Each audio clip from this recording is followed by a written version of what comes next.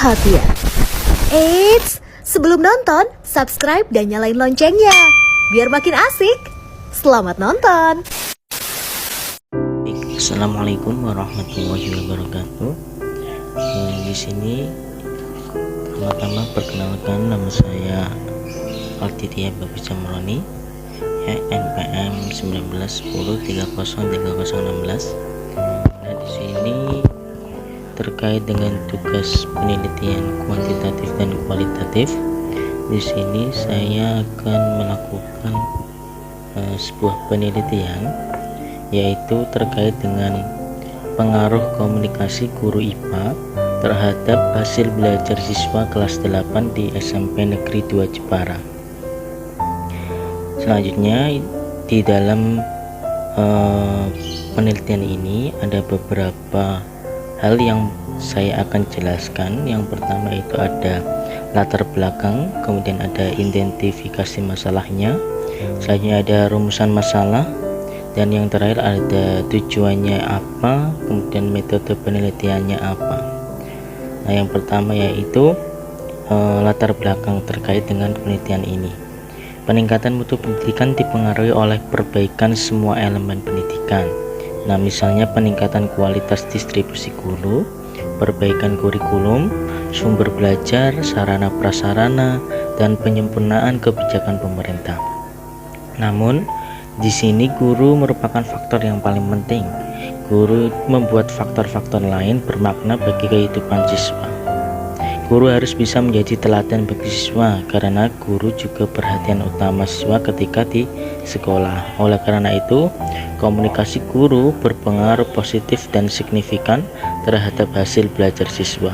Pembelajaran yang efektif selalu didasarkan pada komunikasi yang efektif.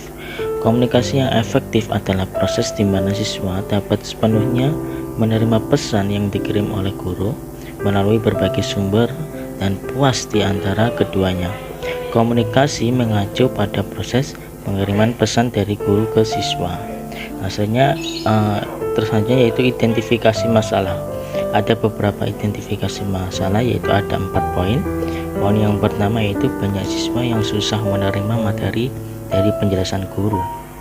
Jadi masih banyak ditemui bahwa siswa-siswa itu masih banyak yang kesulitan dalam hal menerima materi, karena banyak sekali guru tidak menjelaskan materi tersebut dengan rinci yang memahamkan peserta didiknya. Kemudian yang kedua itu banyak guru yang tanpa menjelaskan materi terlebih dahulu, akan tetapi langsung memberikan tugas. Nah, apalagi pada dalam keadaan kondisi pandemi seperti ini, ketika pembelajaran online banyak sekali peserta didik hanya diberikan tugas tanpa ada penyampaian materi oleh guru, baik itu dalam pembelajaran online maupun hybrid yang perpaduan dengan offline. Yang ketiga, masih ada siswa yang kesulitan mengerjakan soal-soal atau tugas yang diberikan oleh guru, terutama guru IPA. Ya, di sini masih banyak siswa yang tidak bisa mengerjakan soal-soal terkait dengan mata pelajaran IPA terutama. Yang ini tentu salah satu bisa jadi dari faktor komunikasi guru terhadap peserta didiknya. Kemudian yang keempat yaitu di masa pandemik saat ini, kegiatan belajar mengajar di rumah, sehingga berbeda-beda guru untuk menyampaikan komunikasi kepada siswanya.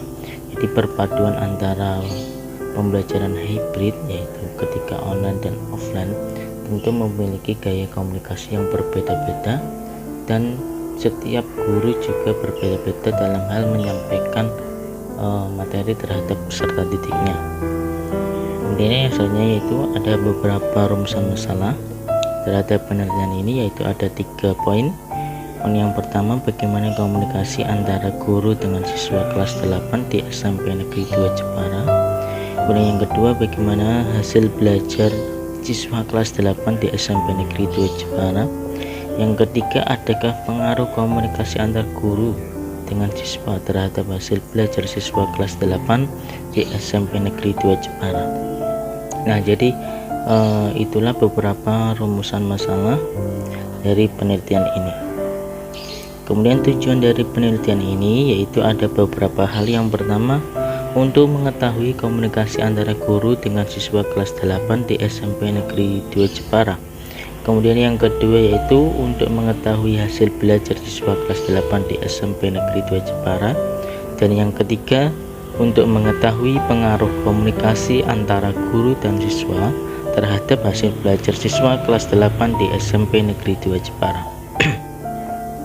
Nah, selanjutnya yaitu kita menuju ke metode penelitiannya. Ya, jenis penelitian yang digunakan dalam penelitian ini adalah penelitian lapangan atau field research dengan pendekatan kuantitatif, atau kita bisa mengenal dengan observasi, ya, langsung ke lapangan. Metode penelitian kuantitatif dapat diartikan sebagai metode penelitian yang berlandaskan pada filsafat positivisme dengan digunakan untuk meneliti pada populasi atau sampel tertentu. Teknik pengambilan sampel pada umumnya dilakukan secara random. Pengumpulan data menggunakan instrumen penelitian, analisis data bersifat kuantitatif atau statistik dengan tujuan untuk menguji hipotesis yang telah ditetapkan.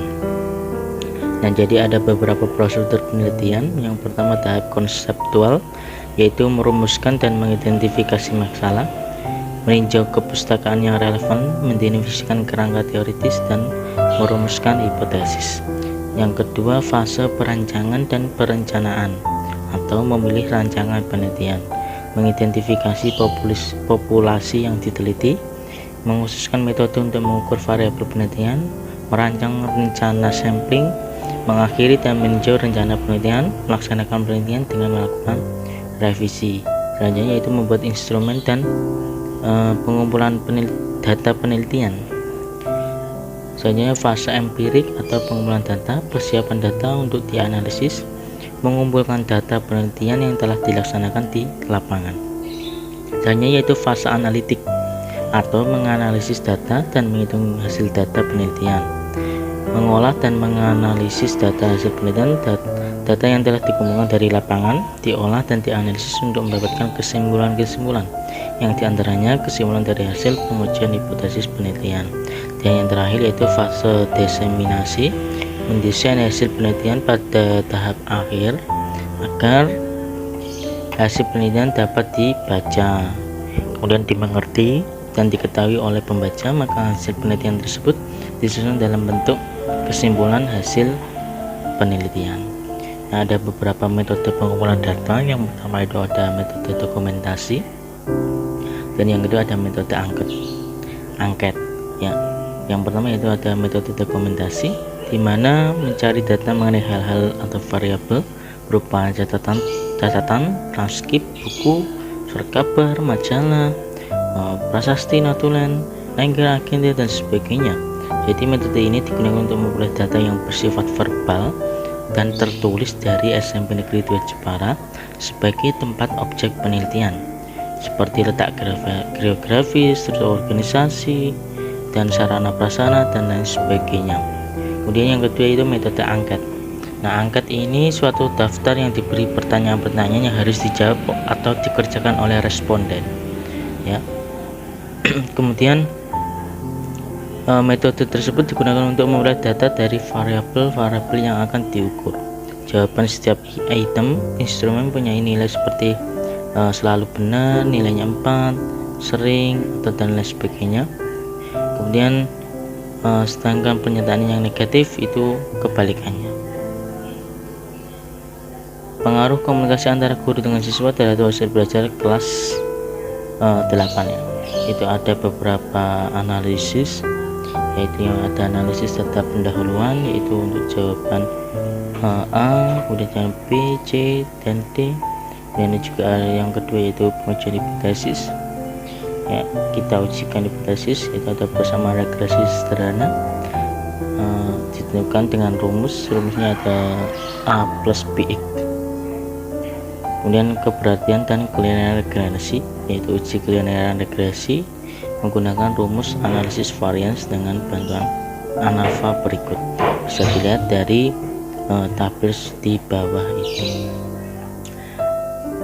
itu kurang lebihnya yang saya dapat sampaikan terkait dengan penelitian yang saya angkat.